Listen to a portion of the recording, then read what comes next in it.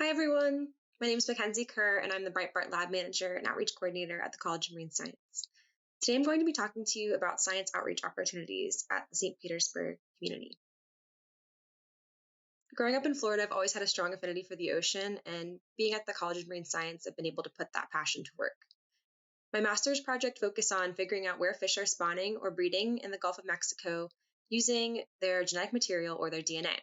On the left side image, you can see a plankton net, which we use to collect those eggs. And then the middle image is a microscope image showing those fish eggs among the plankton. And we pick them out kind of like an Easter egg hunt. Then the right image is me in the lab where we can identify those fish eggs just using that genetic code or DNA. And we can tell fisheries managers where those fish are spawning, especially those ecologically and economically important species.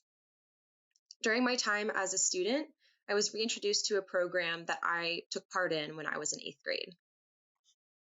So the first outreach opportunity I want to talk to you about is the Oceanography Camp for Girls.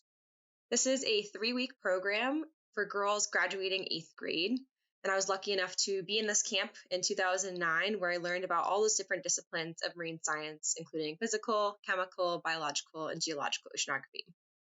The camp is taught by College of Marine Science professors and graduate students. So during my first year of grad school, I participated as a science mentor and recreated one of my favorite images from camp. Teaching at this camp has made me a better science communicator and scientist. It reinforces those topics you learn in class and in the field. It's also inspired me to work in the field of science communication and outreach. That's just one of those opportunities at the College of Marine Science, and I'm going to go ahead and list some more of those opportunities you can take part in here on campus. Another one is the St. Petersburg Science Festival, which is an annual event that happens on USF St. Petersburg campus every October. And you get to create an outreach activity to teach kids about your research, or you can just volunteer with other lab booths, or even volunteer as a festival committee member. There's also another opportunity to volunteer with the Junior Scientist Committee, which helps recruit teens to help at the festival and work at those booths as well.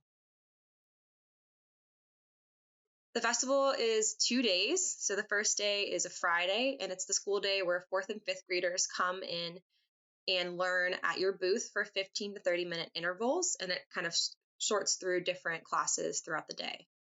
Then Saturday is the main festival where families can come up to your booth throughout the day as they please and spend as little or as much time as they want. And our lab participates every year, and we even participated when we had to shift virtually in 2020.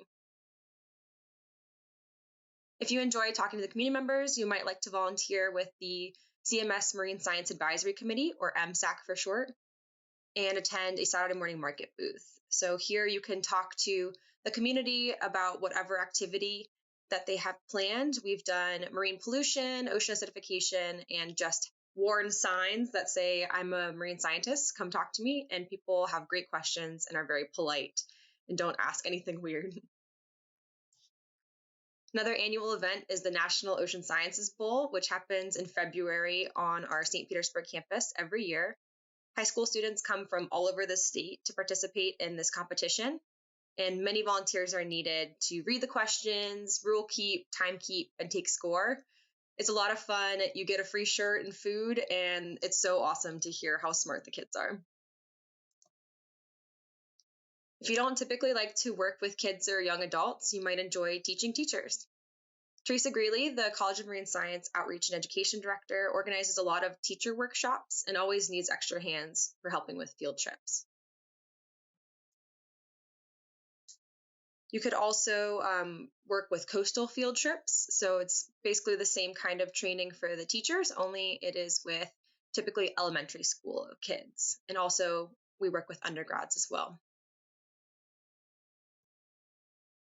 During my time as a graduate student, I started the CMS Art Committee, which our plan was to beautify campus as much as possible. And we ended up painting a mural designed by Natalie Sawaya that helps us explain the 4 disciplines of oceanography to visitors, and we just completed it this year in 2021.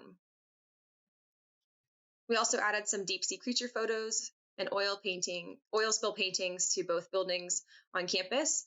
and we can definitely continue this committee if more students are interested. If you stay in touch with myself and Teresa Greely and check those talk emails, you're bound to see a bunch of other opportunities, including tours, activities on campus, and also virtual opportunities. Now that we've learned a little bit about our campus opportunities, let's look at outside organizations that are still in our St. Petersburg community. Scuba Nauts International is a scientific diving organization for teens. They are always looking for graduate students to help run meetings, plan dive trips, and also teach at their many local chapters. I believe they have a St. Pete chapter, Tampa chapter, and I think more than that as well now. I participated when I was in high school, and I also helped as a graduate student. There are many CMS students that have been working with the organization for years, so definitely reach out to me if you want me to connect you with them. Girls Inc. is located about 25 minutes from campus in Pinellas Park, and they have an after-school and summer program for girls kindergarten through high school. And so you can go in there and give a short presentation about your work, or you can even make a larger project to work with them over time. In the summer of 2019, I planned a 10-week program where I spent about 2 hours per week bringing in different groups to work on different marine science activities, including everything from plating bacteria and viruses to tracking sharks and whales all the way at the end. Taste of Science is a local organization aimed at engaging curious adults at breweries, restaurants, and coffee shops.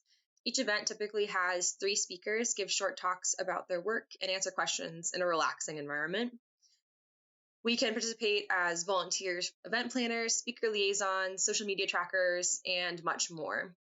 However much time you want to give to the organization, it's also very fulfilling.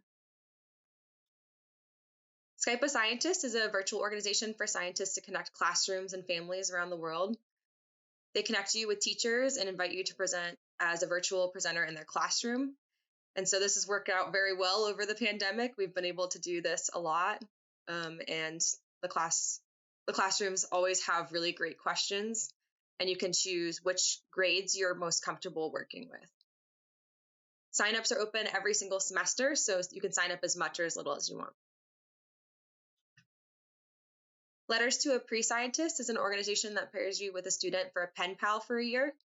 And it's the goal of showing kids that scientists are people too. And so you get to talk to them about mostly science, but also other topics like what you like to do outside of work. Sign-ups open in August annually, and you have to complete a short training in order to participate. Each of these organizations are great to work with, but you don't always have to work with an organization to do science outreach and communication.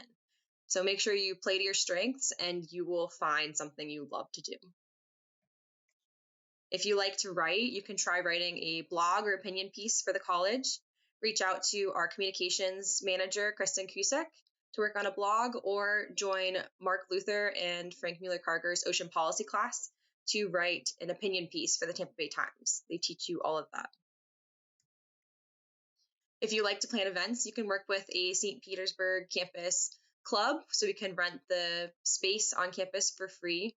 In 2019, we put on an art and science night where we brought artists from the community into our college to be inspired by our scientists for a new piece of artwork. And then in January of 2020, they came back and we did an art show to showcase their beautiful work, including a dance performance, and it was really cool. If you like to present, we have a graduate student symposium every January that happens on campus, and it's just for our grad students. So you can present there, or you can present at conferences. You could be a guest lecturer. We get asked to do that sometimes via talk. And also you can present as a presenter at the Taste of Science event. If you like to draw or design, there are plenty of opportunities. All you need is your computer or a piece of paper. You can try your hand at infographics, coloring pages, or stock images for your lab for presentations. You have access to the complete Adobe suite as a student or a staff member at the college, including Photoshop, Illustrator, and more, so you can make whatever you please. You could also use these programs to make paper figures when you're publishing, or you can also make comic strips for outreach activities. Some students have even worked on making tattoos for the kids and also live drawing at conferences to post on Twitter.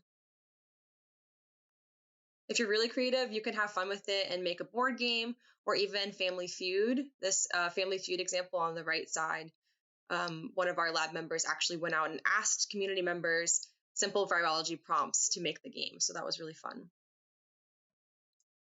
If you like to interview people or just talk about your work, you can create a podcast or a video.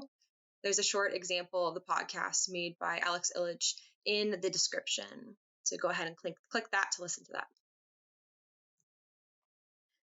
All in all, I believe that communicating your science is just as important as doing it. So try to give at least one of these opportunities a chance. And if you love it, then you can spend a lot of time on it. If not, just spend an hour or two per semester working on some communication.